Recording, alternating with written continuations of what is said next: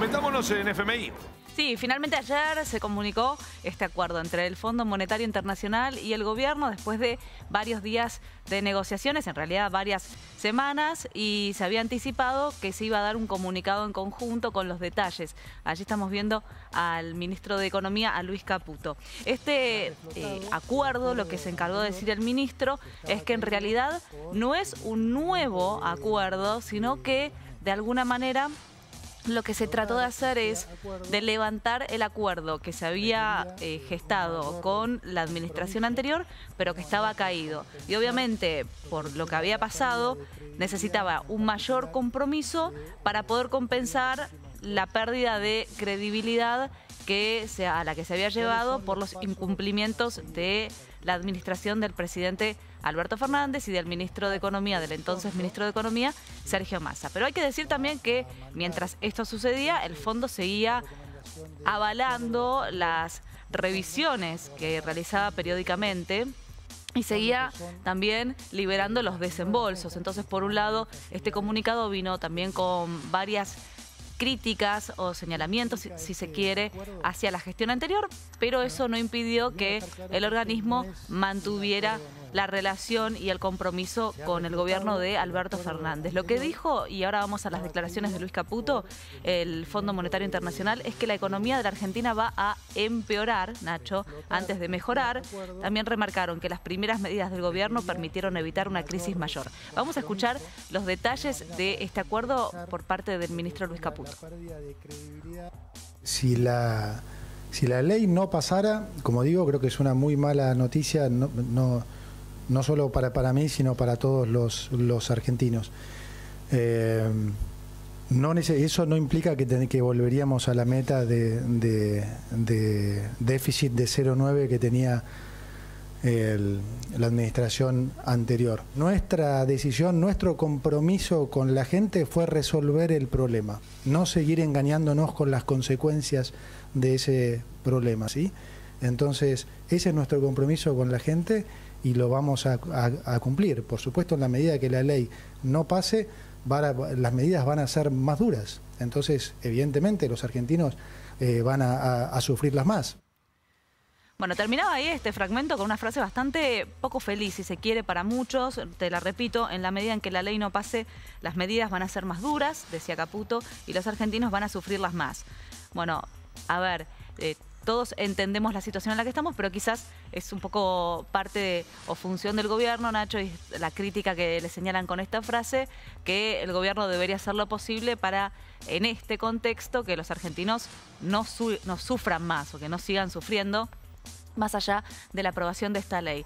Este acuerdo al que se llegó y los detalles que conocíamos implica nuevas metas, como decíamos, superávit fiscal primario del 2% para este año y una acumulación de reservas netas de 10.000 millones de dólares.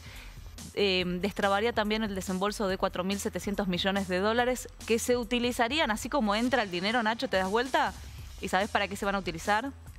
Para pagar intereses del fondo, vencimientos del fondo de los próximos meses hasta abril. O sea, básicamente el desembolso que te va a dar el Fondo Monetario Internacional va a servir para pagarle intereses que se le deben al Fondo Monetario Internacional. Pero estas son las claves de este acuerdo que se comunicaba y que se detallaban ayer, bueno, en el marco después de esta serie de semanas de negociaciones con el organismo que mandó una delegación presencial aquí en Argentina, algo también que hay que destacarlo, ¿no? Es un punto importante. Esto, obviamente, y señalando lo que sucede en el Congreso, ahí lo decíamos, o por lo menos lo mencionaba el ministro Luis Caputo, con la necesidad de que en el Congreso se apruebe la ley ómnibus que envió el Gobierno Nacional.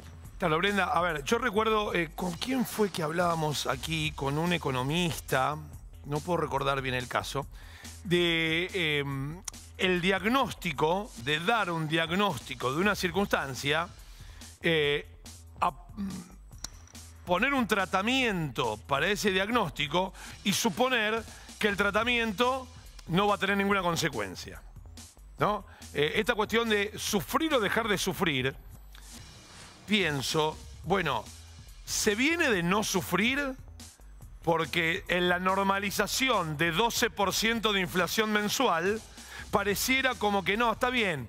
Tener un 200% de inflación anual está perfecto. Podríamos estar con un 200% de inflación, porque es todo, claro, es todo rosa. Si del 200% a 600%, claro, déjame el 200%, pero que el 200% está bien entonces. ¿Podríamos seguir viviendo con 200% de inflación anual? Yo creo que no. La verdad que no, creo que no. No, me parece que no. Sobre todo, a ver, 200% de inflación anual con los sueldos subiendo un 25%. Y esto es matemático.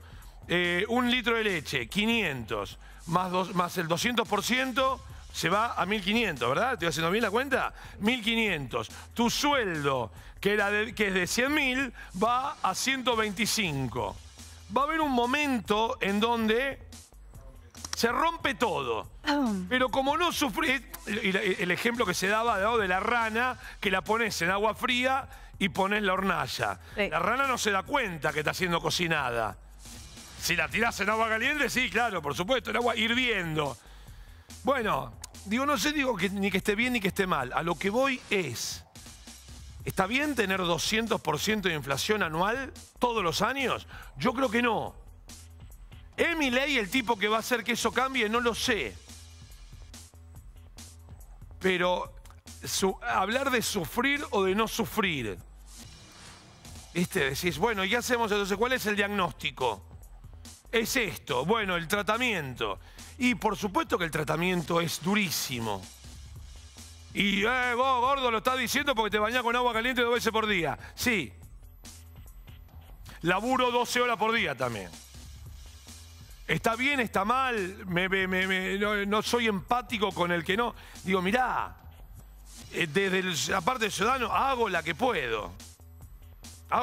¿Cuál es la que puedo? Bueno, laburarle a Cristina Kirchner, a Néstor Kirchner, a Fernando de la Rúa, a Carlos Menem, a Raúl Alfonsín, a Dualde, a Puerta, a Rodríguez Sá, a Puerta de nuevo, a Mauricio Macri y a Alberto Fernández. Y pagarle los impuestos que le corresponden a todos para que la administre y la lleve. ¿Qué querés que te diga? Ahora, ¿querés que te diga que está bien vivir con 200% de inflación anual? Yo creo que no, Yo creo que no. Ponele que con 200% de inflación anual yo la pueda seguir luchando. Hay gente que no. Pero si a usted le parece que está bien seguir viviendo con 200% de inflación anual, arranquemos. ¿Qué sé yo? Bueno, espectáculo.